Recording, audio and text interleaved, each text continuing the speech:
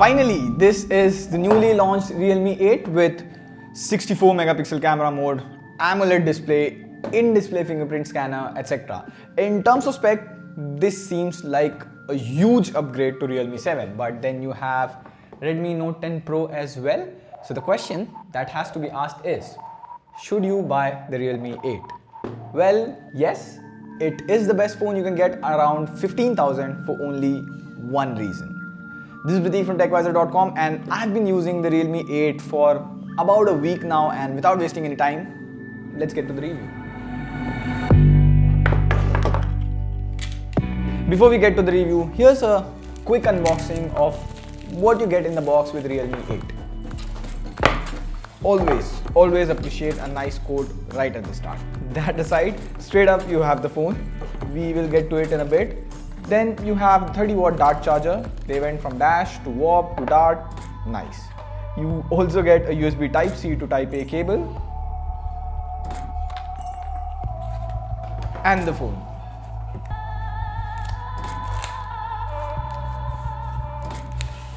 We'll talk about Dare to Leap, but it's glossy, shiny. The color changes with the angle.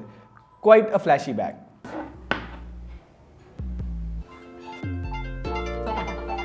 Now, with that out, to make this review interesting, here are the top 10 things that you should know about Realme 8. First up, see, this is how the phone looks up close, and the biggest thing about this is Dare to Leap, similar to what you see in Realme 8 Pro. Well, it's a bold move, pun intended. If I show you the phone like this, you'll either hate it or love it. You will definitely have an opinion about it. There's no middle ground like meh. Anyways, the back is made out of polycarbonate. I scratched it with the key.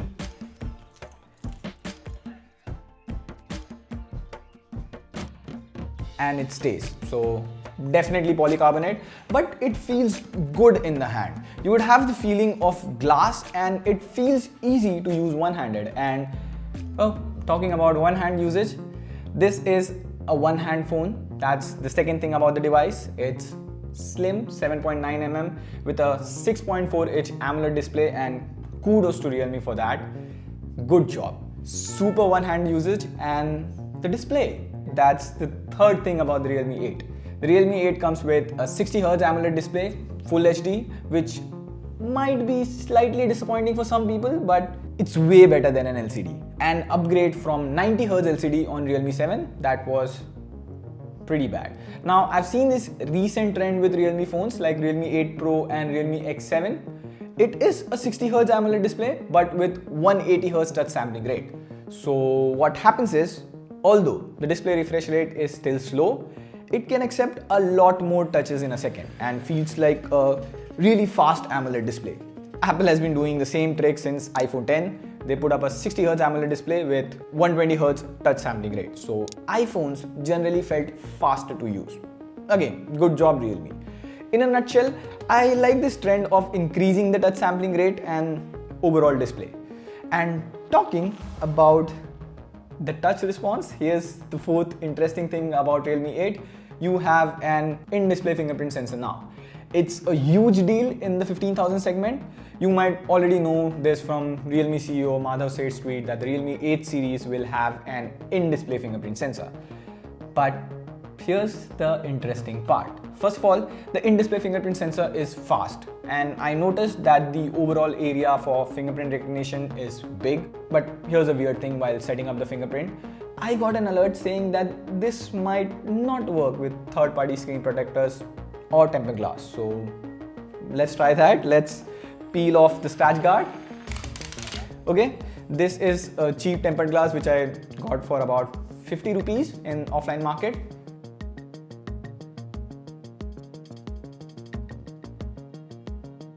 The fingerprint sensor still works, so I guess the pop-up is just to be on the safe side. Surprising if you set the fingerprint for the first time. And talking about surprises, the fifth thing, it comes with MediaTek G95.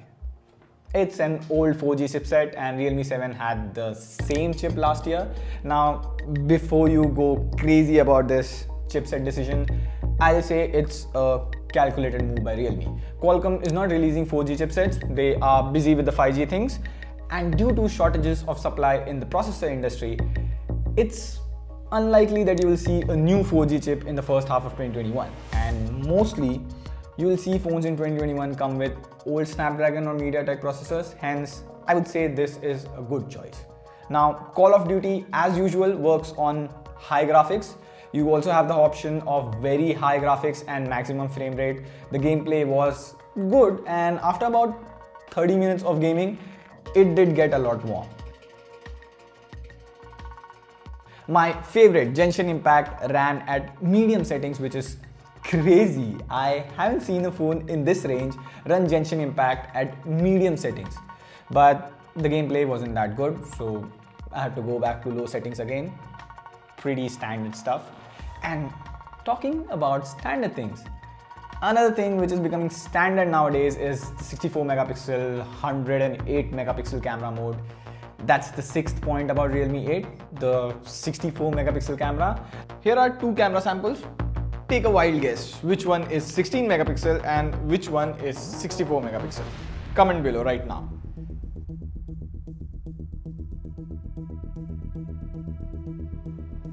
Here, again, two more samples for you. Again, take a guess.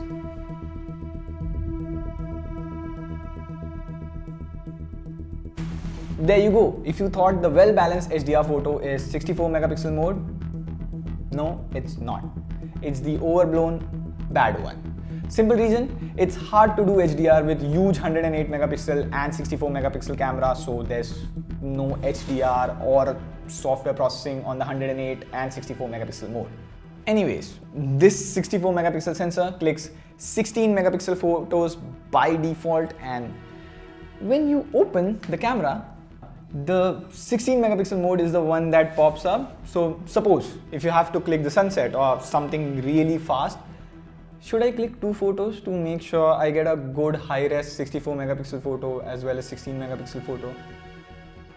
Personally, I never bothered to use the 64 megapixel or 108 megapixel mode, and neither should you. The normal 16 megapixel photos turned out good. I like the dynamic range in the photos. The whole problem was the 64 megapixel sensor performs poor in low light conditions. In selfies, the 16 megapixel does a decent job. I turned off the HDR mode on the front camera because it often messes up with the photo. In videos, I like the stabilization on 4K videos. It's quite good. It's even better than the 1080p. Overall, the cameras were good. There's that nice poppy saturated look in red and yellow colors from Realme, but that's Realme's signature look.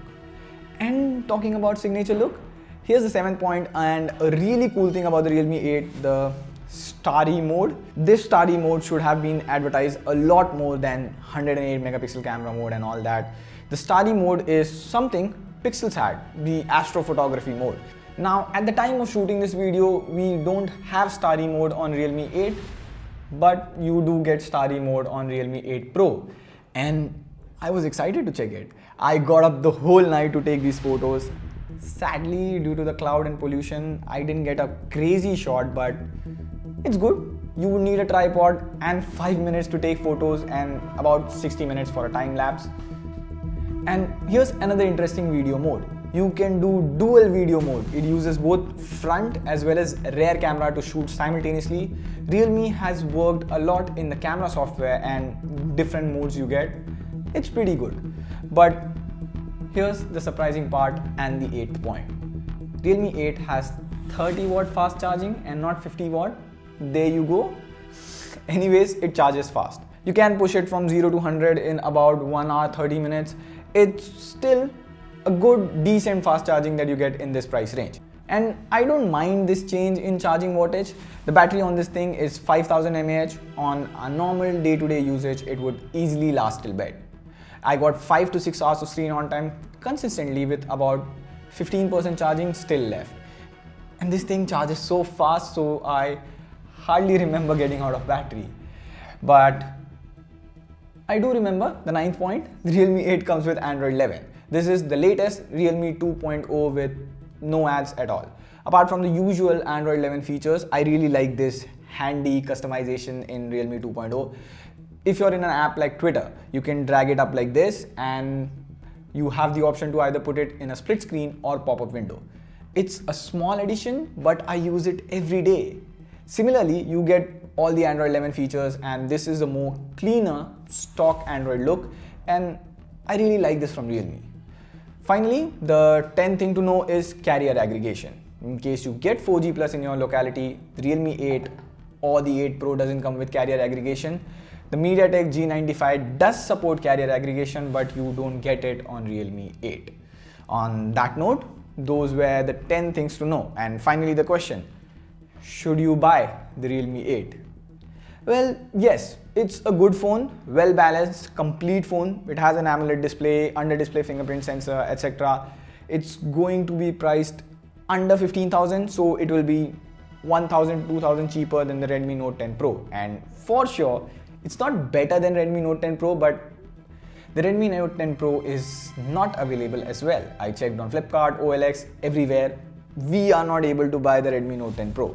Plus, if you want a more cleaner looking UI and you don't like MIUI, I feel this is the best phone to get under 15,000. It's a good phone, even over Realme 8 Pro. If you see, the difference between Realme 8 and 8 Pro is just a 108 megapixel camera, 50 watt fast charging, and a slightly better chipset. So I would pick the Realme 8 over 8 Pro. On that note, this is Vidhi from TechWiser.com, and I'll see you soon.